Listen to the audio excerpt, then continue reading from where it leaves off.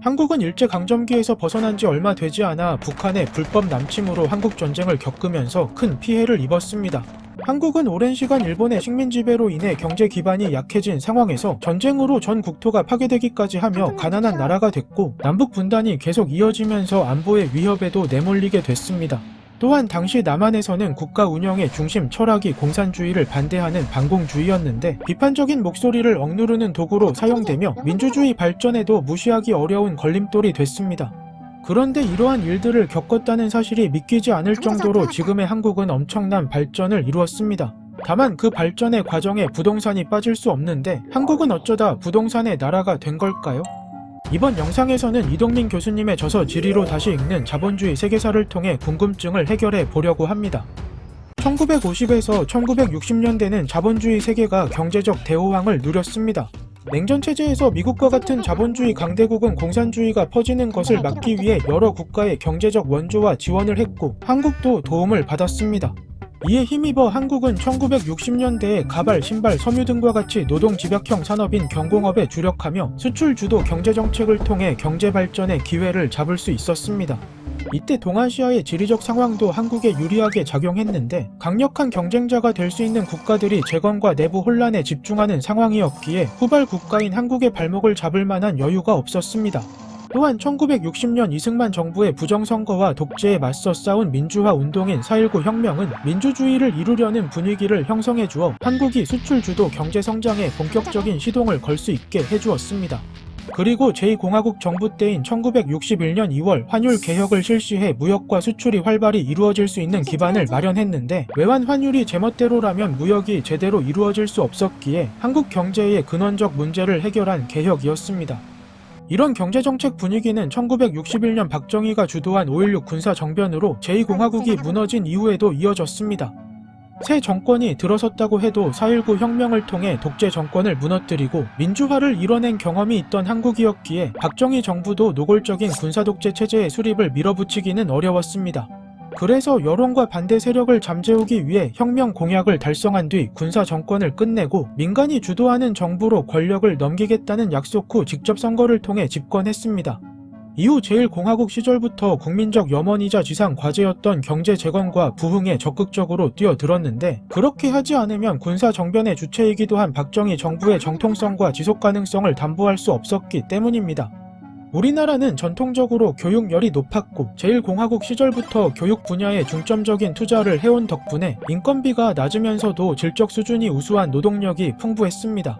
그래서 박정희 정부는 당대 개발도상국이 보편적으로 추구했던 해외 공산품의 수입을 최대한 억제하고 자국 내에서 생산하여 제조업을 육성하는 경제 기조 대신 수출 촉진을 통한 공업화라는 경제 기조를 내세웠습니다. 그런데 한국전쟁으로 국토가 초토화된 상황에서 수출 중심의 경제성장으로 나아가려면 대규모 토목공사가 필수적이었습니다. 특히 산업활동과 무역을 활성화하려면 도로와 같은 교통망을 포함한 기반시설과 산업시설이 필요했고, 이러한 맥락에서 1968년에 착공해 1970년에 개통한 경부고속도로는 수출 주도 경제성장에 상징적인 역할을 합니다. 정부의 수출 주도 경제 성장은 대성공했고, 한국은 1960년대에 무려 26.1배에 달하는 수출 실적 확대를 기록하며 가난한 나라에서 신흥 공업국으로 발돋움합니다. 하지만 1960년대 말부터 노동집약형 수출 촉진 정책의 효과는 점차 떨어지기 시작했습니다. 더군다나 1970년대에 들어서며 전세계가 오일 쇼크 사태 등으로 인해 불황에 빠지기 시작했고, 국제 정세와 정치적 환경 등의 변화로 한국은 새로운 경제 전략이 필요해졌습니다. 이에 따라 박정희 정부는 정부 주도의 중화학공업 육성 계획을 마련했고, 이러한 산업 정책에 참여하는 기업에는 시장 원리에 어긋날 정도로 막대한 특혜를 제공해 주었습니다. 그 결과 1970년대 한국 경제는 중화학공업 중심으로 빠르게 재편될 수 있었고, 경제 규모가 커졌으며 도시화율도 눈에 띄게 증가했습니다. 이에 따라 토목건축 사업은 더욱 활발해졌는데, 이때부터 포항제철, 현대중공업, 구미국가산업단지와 같은 대규모 중화학공업 시설을 비롯해 대단위 아파트 단지가 본격적으로 건설되기 시작했습니다. 토건사업은 한국 경제성장과 발전에 유의미한 영향을 끼쳤을 뿐만 아니라 그 자체가 고용 창출을 불러온 경제활동입니다. 당연히 필요한 사업이고, 기존의 다른 산업들처럼 정부 주도의 경제정책과 국토개발정책을 따랐는데, 문제는 이 과정에서 정부와 고위 관료가 민간기업과 자본을 조종할 수 있는 강력한 힘을 자연스럽게 얻었다는 겁니다. 토건주의 성장연합이라 불리는 정부와 고위 관료가 민간 자본을 활용하여 국토개발 정책과 토건 정책을 주도했습니다. 이 과정에서 민간 기업들은 정부의 계획과 행동 지침에 따라 토건 사업을 수주하며 이윤을 극대화하고 몸집을 키웠습니다. 이로 인해 정부와 기업 간의 부도덕한 밀착 관계인 정경유착이 본격적으로 형성됐고 한국 경제와 사회의 부정부패를 깊이 뿌리내리게 했습니다. 특히 토건 사업을 통해 성장한 기업들은 대기업과 재벌로 발전했습니다. 이후 정경유착의 온상이 된 기업들은 기업의 소유권과 경영권을 가족끼리 독점 세습하는 체계를 만들었고 자본을 쌓아가며 경제를 지배해 나갔습니다. 이처럼 한국 자본주의는 정부 주도의 초고속 압축 성장이라는 배경 속에서 땅이 돈을 벌어들이는 구조가 자리 잡았고 한국 경제는 토건 중심으로 발전하게 됐습니다. 그리고 수출과 제조업 중심의 경제정책이 군사정부의 주도 아래 강행되면서 산업화와 함께 도시화가 이루어졌고 농어촌의 인구들이 도시로 이동하면서 농어촌은 자연스럽게 뒤처졌습니다.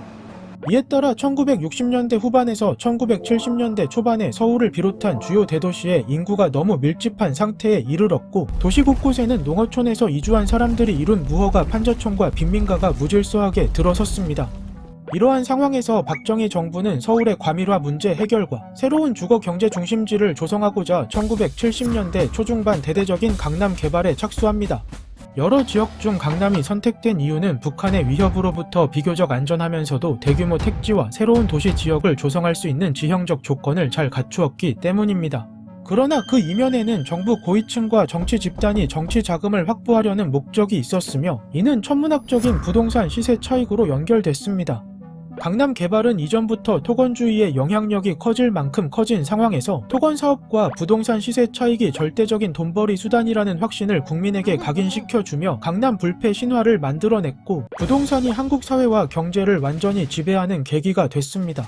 또 1980년대 이후에도 도시화율의 증대와 수도권 규모 확대에 따라 대규모 주택 건설 사업이 계속해서 진행됐으며 일산이나 분당을 필두로 한 신도시 건설이 시작되면서 한국의 토건주의 영향력과 토건주의 성장연합의 세력은 더욱 커졌습니다. 그러나 이러한 성장의 이면에는 토건주의와 정경유착으로 인한 문제들이 누적되고 있었습니다. 결국 1997년 발생한 IMF 외환위기는 정부 주도의 경제성장 과정에서 따라온 정경유착과 국토를 생산과 가치 창출의 주된 수단으로 삼았던 토건주의 성장연합의 부작용이 낳은 결과로 볼 수 있습니다. 그리고 IMF 이후 집권한 정부들 또한 대규모 개발 사업을 중심으로 경제를 견인하려는 정책들을 이어갔으며 이러한 사업들은 경제 회복과 경기 부양의 주요 수단으로 활용됐습니다. 그러나 이러한 개발 사업은 부동산 투기와 지역 불균형 심화, 재정 부담 증가 등 경제 성장의 한계와 부작용을 드러냈습니다. 아무래도 이러한 경향은 한국 경제가 여전히 대규모 개발 사업에 의존하는 성장 방식을 벗어나지 못한 데에서 비롯됐습니다. 물론 이러한 사업들은 경제를 일시적으로 견인하기도 하지만 결과적으로 한국이 부동산의 나라가 되는 데 결정적인 역할을 한 셈입니다. 전쟁으로 초토화된 가난한 나라가 짧은 시간 안에 선진국 반열에 오른 것은 분명 한강의 기적이라 평가받을 만합니다. 그러나 수출 중심 경제구조와 부동산 투기, 지역 불균형 같은 토건주의적 부작용을 극복해야 앞으로 나아갈 미래가 있지 않을까 싶습니다. 궁금증이 해결되셨나요?